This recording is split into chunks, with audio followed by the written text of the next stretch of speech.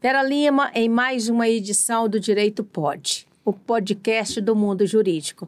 E nessa edição, pessoal, nós vamos conversar um pouco sobre a trajetória de um profissional da área da advocacia mão cheia. Ele é combativo, ele é autêntico, transparente e uma pessoa maravilhosa que está aí no mundo jurídico, mas também gosta demais do jornalismo, gosta demais da cultura. É uma pessoa de uma cultura incrível, de uma gentileza sem tamanho. E eu conheci esse profissional, esse advogado, na Ordem dos Advogados do Brasil, subseção Barro Preto. Ele me convidou para fazer parte da Comissão de Liberdade de Imprensa e Expressão. Gente, foi como jogar sapo na água. Claro que eu ia aceitar. Então, está aqui conosco e eu apresento a vocês com muito orgulho e com muita felicidade nosso querido Daniel Deslandes. O Daniel, pessoal, é esse moço maravilhoso que está aqui com a gente, educadíssimo, de uma finesse sem tamanho. Daniel, seja bem-vindo, muito obrigada. Eu fico muito feliz com o convite, Vera. Ter você conosco na Comissão de Liberdade de Imprensa e Expressão é um prazer. Aí nós defrontamos com isso aqui na comissão. Não, antes de nós percebermos a necessidade de criar essa comissão. Uhum. E todos esses fatos criaram um mosaico que permite verificar que a liberdade de imprensa e expressão estão em risco. Sim, o tempo todo. Sim. No mundo inteiro. Sim, né? Tanto que no discurso do Trump, o primeiro discurso do Trump, 2 pontos que ele destacou foram muito relevantes, é o direito migratório, que vai ser a expulsão dos migrantes, né? E a liberdade de expressão, imprensa. De imprensa e expressão, né? Que é o que eles mais atacam, né? Eles falam que não, mas você vê, por exemplo, o Elon Musk, ele numa toada de que ele está sendo perseguido e está sendo cerceada a liberdade dele, porque, na verdade, ele fala de liberdade de expressão, mas para plantar mentira, atacar a vida das pessoas, plantar fake news. Isso não é a liberdade de expressão. Isso é liberdade para atitudes criminosas. Sim, a gente tem isso replicado, né? Aqui no Brasil, Aliás, né? eu queria até te perguntar sobre isso, né? Tem distanciamento de entendimento e de conceitos, né? O que é liberdade de expressão de fato e o que é né, a liberdade de expressão que eles querem. Sim, isso é muito importante a gente frisar. É distante, né? A gente fazendo uma comparação com os Estados Unidos, eles levam a ferro e fogo a liberdade de expressão lá. É chato falar isso, mas eles permitem partidos que no Brasil não seriam permitidos, eu não quero falar o nome para não algumas políticas de... Você não está com seu advogado aqui, né? Ele está de férias. Tá. O que acontece é isso. Lá, a liberdade de expressão ela é muito mais ampla do que no Brasil. Por exemplo, lá permite-se reunião para discutir partidos que são vetados no Brasil e na maioria dos países civilizados do mundo. Condutas que eu não quero... Preconceituosas, racistas, homofóbicas, nazismo. E até pedofilia, Vera. Até pedofilia. A NAMBLA. Depois pesquisa esse nome para vocês ficarem horrorizados. Não, melhor não pesquisar, não. E aí a gente vai compactar com isso no Brasil? Óbvio que não. A nossa sociedade, eu vejo que mais madura nesse ponto, sem esse viralatismo. Na verdade, essa expressão é horrível, né? O vira-lata é um cachorro tão altivo, tão dócil, tão amigo. Tão amigo, mas também muito com consciência de classe. O Pimba, um abraço, Pimba. Nós temos... aqui no Brasil, tuteladas a liberdade de expressão, mas não de forma absoluta. O artigo... O artigo 5º. Agora, né? Você não vai... Eu não vou lembrar o inciso. Não. Então, é o artigo 5º da Constituição, né? Que fala da liberdade de expressão. E eu acho, assim como jornalista, quando a gente faz lá o nosso juramento, a formação, é de sermos imparciais, que a gente sabe que é outra conversa que a gente precisa discutir muito, mas de dizer a verdade dos fatos. A gente sabe que toda verdade é muito relativo também, mas a gente tem que procurar ser o mais isento possível e trazer a verdade daquilo que a gente está ali, né, vendo e reportando. E com muita, mas muita transparência, muito respeito às pessoas. Então, a imprensa, gente, ela está aí a serviço do bem comum das pessoas. E não é à toa que a fake news pega tanto, porque fake news é o quê? Um fato notícia, é um fato que se assemelha a uma notícia. E as pessoas tendem a acreditar, porque acham que é um fato verdade. Então, é de muita responsabilidade o que a gente faz. Por isso que, se essa boa prática jornalística não estiver aí sendo feita de forma coerente a serviço das pessoas, o contrário disso vai ser a barbárie. Perfeito. E a gente vê muito isso acontecer. Certíssimo. No direito, nós temos o conceito de verdade formal e verdade real. O processo ele tem que se aproximar o máximo possível da realidade real. Mas a gente entende que ele nunca vai conseguir chegar. A gente nunca vai conseguir replicar no processo exatamente o que aconteceu. Eu não sei, eu acredito que no jornalismo tem conceitos semelhantes. Mas para um processo justo, tem que se aproximar a realidade formal da realidade real. Por isso que a gente tem que produzir provas fidedignas, não só contratos. Às vezes um contrato ele pode ser forjado. Às vezes uma prova ela pode ser anulada se ficar caracterizado, que é uma mera formalidade que está querendo dissociar da realidade real. E isso é mais importante ainda na justiça do trabalho, né? Eu não milito tanto na Justiça do Trabalho, mas isso é ainda mais importante e caro, né, no para todos nós.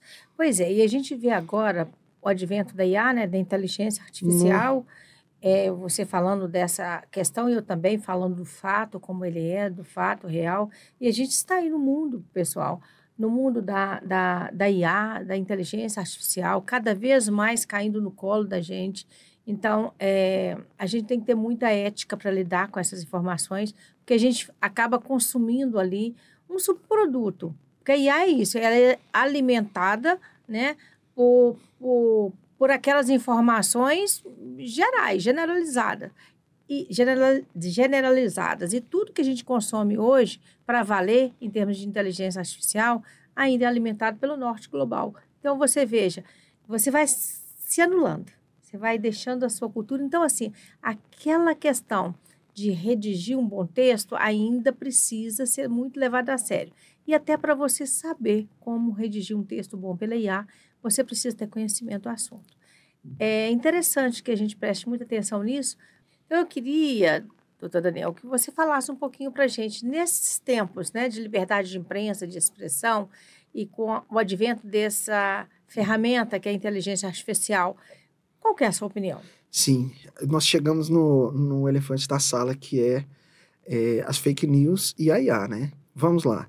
Eu sou da época, Vera, de que a gente mandava um e-mail e descobria que era fake news, a gente mandava um e-mail de resposta pedindo desculpa para as pessoas.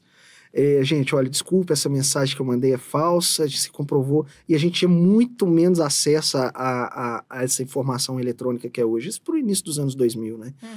Hoje em dia, a gente vê fake news que a gente fica assim, gente, como que alguém pode acreditar nisso? Acreditar que a Michelle Obama era um infiltrado da Al-Qaeda na Casa Branca? Gente, como que alguém tem condição de acreditar nisso? Que o desembargador, que a Pablo Vittar estava grávida do desembargador que soltou Lula. Gente, a pessoa tinha que pedir desculpa, a pessoa que replica isso, que acredita nisso, tem que pedir desculpa, tem que pesquisar, tem que entender, porque ela tá se alienando, ela tá fora da realidade, ela desconectou da realidade há muito tempo, concorda? Sim. E a IA, você me falou uma vez, Vera, uma coisa muito importante, nós vamos ter que aprender a lidar com a IA, mas nós temos que ser ético, e na verdade essa palavra é que resolve a maioria dos problemas que a gente está enfrentando aqui. De deixar claro quando usamos IA. Isso ainda é um tabu, ainda é uma resistência que nós temos. Nós temos que cuidar dessa situação. Porque, olha, eu estou aqui no segmento das agências de comunicação. Sim. A gente se reúne muito, a gente conversa muito sobre esse assunto. E um dia desses, uma gestora de agência, né, uma diretora de agência, ela disse o seguinte: olha, eu já tenho clientes me pedindo para refazer contrato, porque a partir de agora nós vamos usar a IA, então demitir pessoas da área de redação, usar mais a IA, enfim.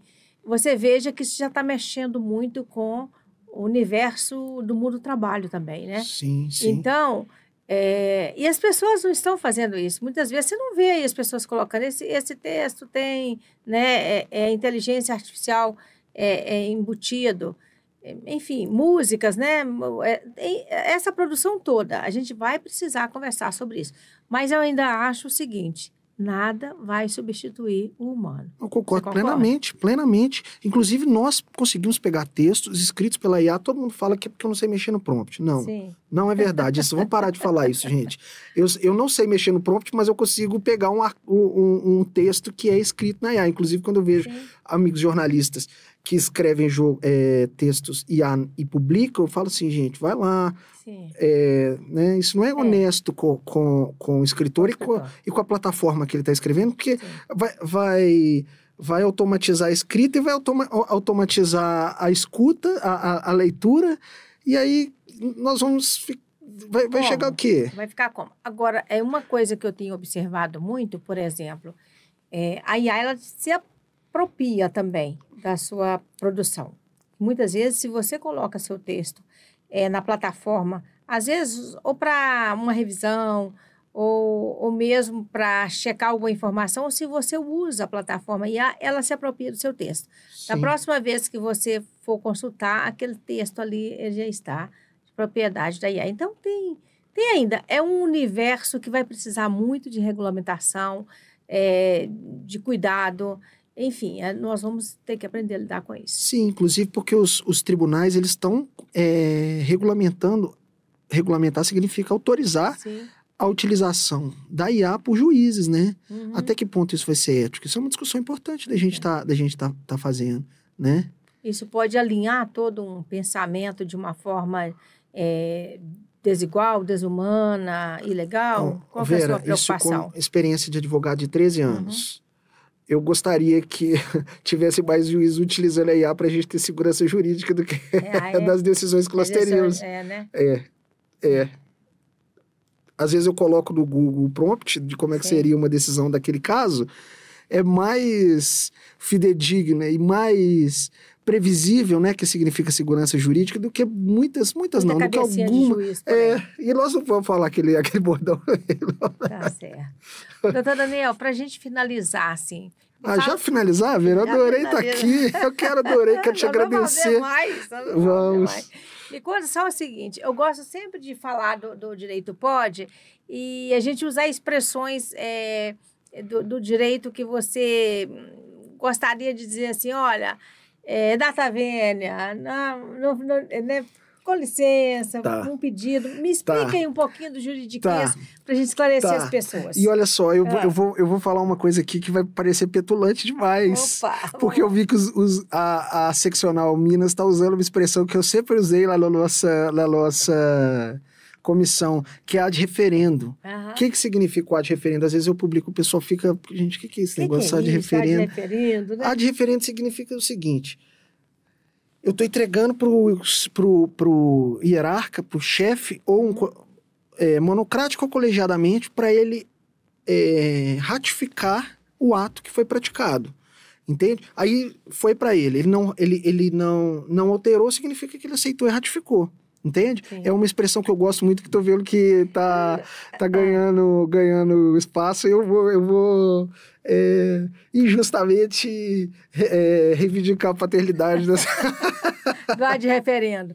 Mas você não acha que esse juridiquês para liberdade de expressão distancia um tiquinho? Não, porque a liberdade de expressão, tudo bem, é para você se expressar e se fazer entender também, né? O que você acha disso? Porque a gente usa, às vezes, muito de dizer que essas... como é que vamos dizer? Essas expressões. Essas expressões, elas são para afastar o direito, ou para dizer para as pessoas assim, eu entendo muito disso e você fica aí me ouvindo. Pode ser sim, tem essa função sim. Mas assim, quando a gente criou a comissão, a gente sempre falou, olha, as pessoas podem vestir da forma que se sentirem empoderadas, da forma que querem ser vistas na sociedade. Tem esse caráter, sim, de um afastamento, sim, porque, afinal de contas, a Faculdade de Direito é 5 anos de trabalho árduo, nós temos que lidar lá com as leis, não é um trabalho fácil, então a gente acaba criando essas expressões que, entre nós, serve para facilitar. Latim, né? Às vezes, eu coloco lá um ad referendo, para não explicar que eu estou mandando para o presidente, para fazer isso, para aceitar para o órgão superior. Só que o que eu acho? Também liberdade de expressão, por exemplo, eu vou trazer aqui da nossa querida Andréa Dário, que gosta de ir nas nossas reuniões, às vezes fantasiada. Acho massa. Uma pessoa... a liberdade de expressão de consciência. Ela é. Aí, por exemplo, eu vejo isso muito acontecendo, sabe? Por exemplo, às vezes eu tô saindo do trabalho, igual hoje. Aí, vamos supor, um amigo me chama para ir num bar, num restaurante. Aí o pessoal fica fazendo assim, tira a gravata. Mas eu não quero tirar a gravata, gente. Eu me sinto bem assim. Eu não tenho que tirar. Eu quero ficar assim. E a Andréa tem o direito de ficar do jeito que ela quer. Nós temos o direito de nos comunicar como queremos. E não é vergonha, não, gente. O que significa de referendo? O que significa tempus regit actum? O que significa... entendeu? A gente pode... Indúbio pro réu. E assim vai. Data vênia. Data vênia, você pode escrever data vênia em português, que é a mesma coisa, né? Só... É um pedido, né? Com licença, ou né? Um pedido, enfim. E o Daniel, o advogado, por quê? Como assim? Por que você escolheu a advocacia? Essa pergunta é de $1 milhão, hein? Pois é, menina. Porque eu fui aprender isso depois que eu escolhi o direito de não compactuar com a injustiça. Não compactuar com a injustiça. Eu acho que, na verdade, eu tinha isso em mim antes, inato, e fui aprendendo a desenvolver isso. E agora a gente... Que bom, fico muito feliz de ter você conosco, Vera, nessa comissão que está lá para combater a censura, para defender verdadeiramente a liberdade de expressão, sem essa conversa fiada de que liberdade de expressão é fake news, liberdade de expressão é ofender, é destruir nós temos muito... falar o que quer, na hora que quer, do jeito que quer. Mas não é isso, se fizer isso, vai ter responsabilidade, né? Vai ter, sim. Então, pessoal, chegando a mais um final de um episódio maravilhoso do Direito Pode, conversando com o Dr. Daniel Deslandes. Daniel Deslandes é um profissional da advocacia mineira, presidente da nossa Comissão de Liberdade de Imprensa e Expressão. Está aí há 13 anos trabalhando aí com o direito e principalmente o direito da liberdade de expressão. Eu vou puxar a sardinha um pouquinho para o nosso campo, o direito da liberdade de imprensa.